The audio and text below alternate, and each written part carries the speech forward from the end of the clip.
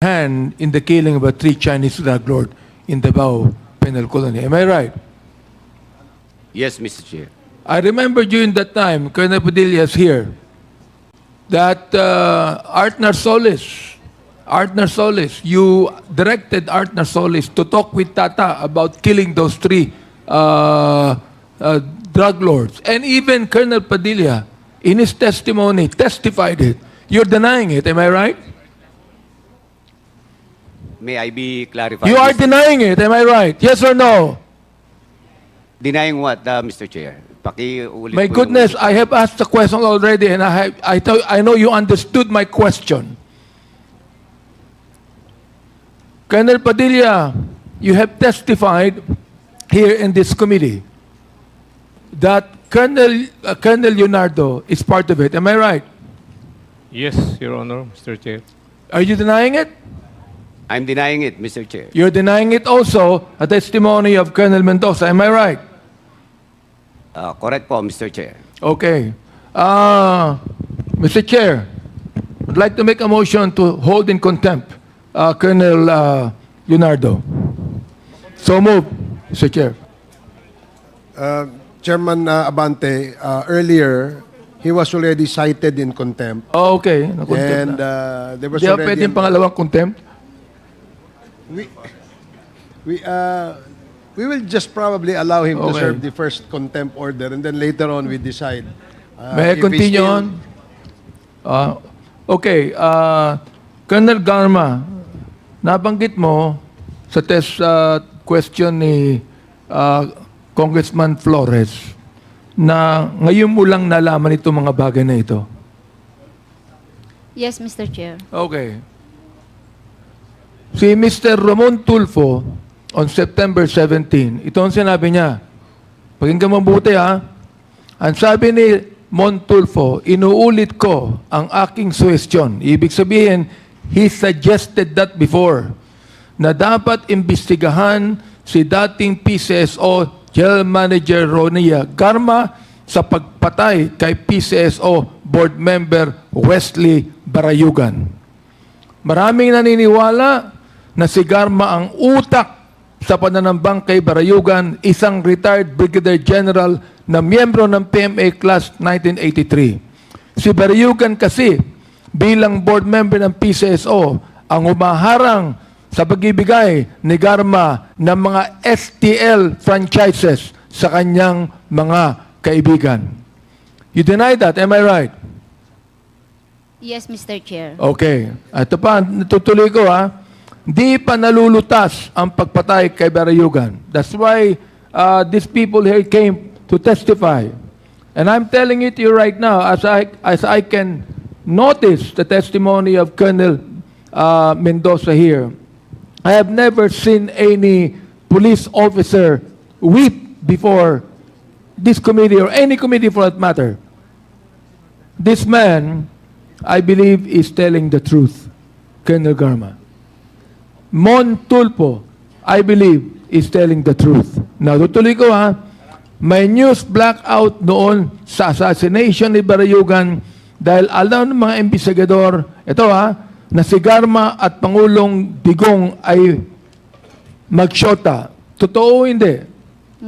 Hindi po totoo, Mr. Chair. May mga report na yung anak ni Garma na may kapansanan na anak din ni Digong. Ito totoo, di ba? Mr. Chair, can we spare my daughter, Mr. Chair? She has nothing Hindi po to totoo do yun, with di ba? this. Yes, it's Oo. not true. Napilitang alisin ni Digong sa PCSO si Garma nang umangal na ang mga generals at colonels na mga graduate din ng PMA gaya ni Barayugan. Hindi rin po totoo to, hindi ba? Wala akong Hindi alam. rin, no? Therefore, naging sinungaling si Montulfo, naging sinungaling si Colonel Mendoza, naging sinungaling si Nelson Mariano. Am I right? Opinion nila yun, Mr. Chair. Then, am I Para sa right? akin Yes po, or no? hindi. Para sa akin, hindi po totoo lahat. Nagsisinungaling ba sila? I cannot... Yes, Mr. Chair. Okay, now, let me go back. Let me go back when you were the chief of police of Cebu City. Nandito ang affidavit ni Baby Rosales Sino yan? Baby Rosales. na ang kanyang anak ay napatay nung ikaw ang Chief of Police ng Cebu City. Naalala mo? Wala po akong natatandaan po, Mr. October 4, 2018. Hindi ba ikaw ang Chief of Police ng Yeah, I am Cebu the- City at that time? Chair. Yes, Mr. Chair. I'm the Okay, city siya po director. ay napatay nung panahon na ikaw ang Chief of Police. I'm the city director. There are station commanders. Ito under- ang affidavit ni Baby Rosales. Yes. Alright. Now, merong case summary dito ng sworn statement ni Miss Raquel Lopez. Naalala mo si Raquel Lopez? No, Mr. Chair. Hindi mo naalala. Ito ang sinabi niya para malaman mo. Sa wikang Ingles na tinanscribe ni William Reyes, ang sabi niya, during the wake of my son, Garma and her police officers arrived in my place. Those who were attending the wake scampered away from upon seeing them. Garma was enraged as she hollered out and strut around. She was angry at us for holding a wake on the death of my son. She yelled out, "Why is there only one dead? There are many of them here." You are also denying that. Yes, Mr. Chair. You are. Yes. I am denying it. Wala akong sinabing ganyan, Mr. Chair. You were the you were the chief police at that time in Cebu City. City director, Mr. Chair. You are the city director at that time. Therefore, you know this incident. Hindi pwedeng ikaw, city director, na hindi mo alam ang insidenteng ito. Can I My goodness naman, I'm Colonel aware. Garma, you are the director, the city director. I cannot Hindi ka recall- pinapaniwala na hindi mo alam sa mga nangyaring ito. Ito na nagtetestimony, napatay ang kanyang anak. Ikaw, umiiyak ka dito nung kinontem ka namin sapagkat naalala mo yung anak mo. Ito, napatay yung anak niya. Sumisigaw ka pa, sinasabi mo dito, ha? Okay. Hindi ako nagagalit sa'yo. Dynamic lang ako. Naunawahan mo ako? Yes, Mr. Chair. To give emphasis to what I'm trying to say. Ito, nag-mention siya, during the wake of my son, Garma and her police officers arrived in my place. Ikaw pa nagsabi, nagalit ka pa at sinabi mo, why is there only one dead? There are many of them here. Nakalimutan mo ito? Hindi mo maalala? Wala akong sinabing ganyan, Mr. Chair. Well, sworn statement ito Yes, ni Your Miss Honor. Raquel Lopez. Sworn statement. Gusto ko lang sabihin sa iyo, when we cited you in contempt, you are weeping before your lawyer because you remember your own child na maiiwan, a special child. Buhay siya eh. Buhay siya, Colonel Garma. Umiiyak ka na, buhay siya. Ito patay. Ikaw ang city director. Ito patay. Nagsalita ka pa. Nagsalita ka pa dito. Ang sabi mo, bakit isa lang ang namatay? Bakit isa lang ang pinatay? Oh, samantalang napakarami nila. And you're telling me now, you're denying that, Mr. Chair? Hindi mo lang siguro maalala at baka nakalimutan mo sa matagal na ito eh. 2018 pa ito eh. Baka nakalimutan mo. Ipinapaalala ko lamang sa iyo, you're under oath here, ha?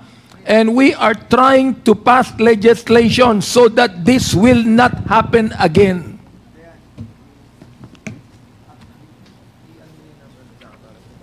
Mr. Chair, ano ang gusto mong sabihin?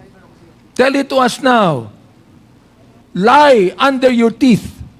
Tell us.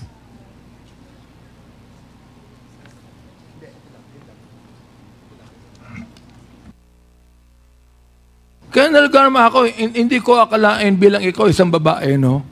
Magagawa mo ito. You're denying it right now. You're denying everything right now. Ang dami mo nang dinanay, Colonel Garma. At nakikita po ng taong bayan dito, napakalaki ng problema ng ating kapulisan, na katulad ng marami mga eskalawag, na dapat malaman ito ng Director General Marbil na dapat niyang asikasuhin ang ayusin ang nangyayari sa Philippine National Police.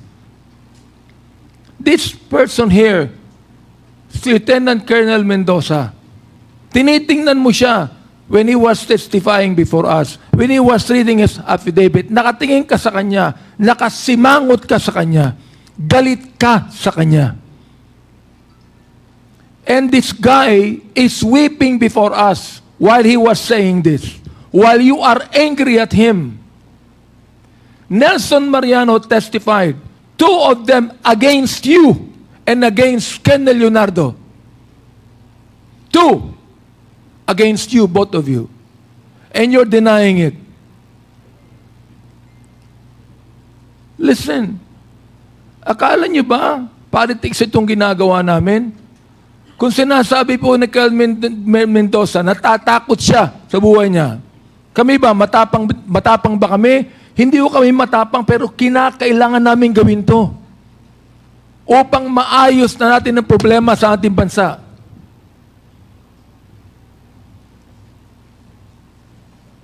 Hindi ba gusto mo rin ayusin, Colonel Garma?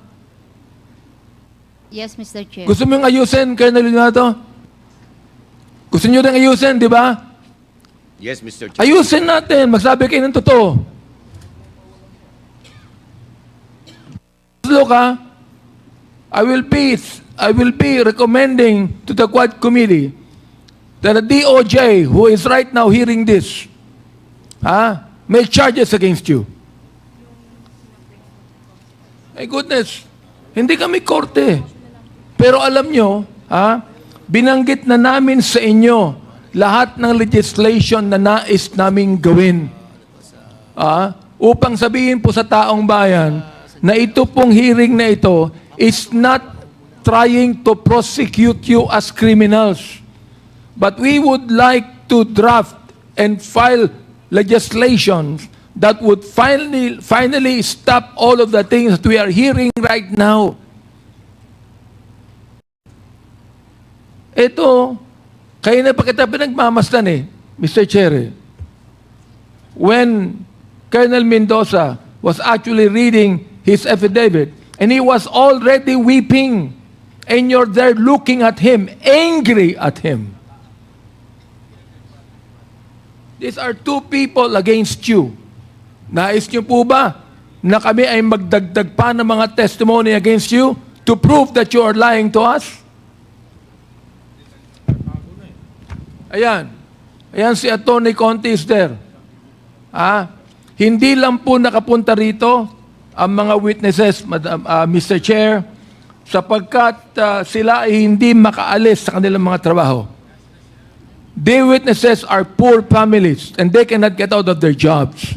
But they want to be here and they want to testify against you people that did not even give due process to those that you killed. Whether they are drug pushers or mistaken identity, yet all Filipinos must be accorded due process. Am I right, Colonel Garma? Yes, Mr. Chair. All right. Your Honor. Now, naniniwala ka sa aming mandate dito na dapat namin itong imbestigahan upang finally we'll put an end to these things.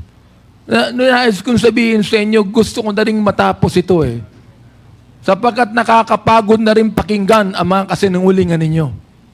Nakakapagod na, Mr. Chair. Pero look itutuloy po namin ito. Bakit? Sapagkat ang Kongreso ang gumagawa ng batas. Gumagawa ng batas upang matigil na lahat ng mga bagay na ito. Mr. Chair, yun lamang po ang gusto kong sabihin.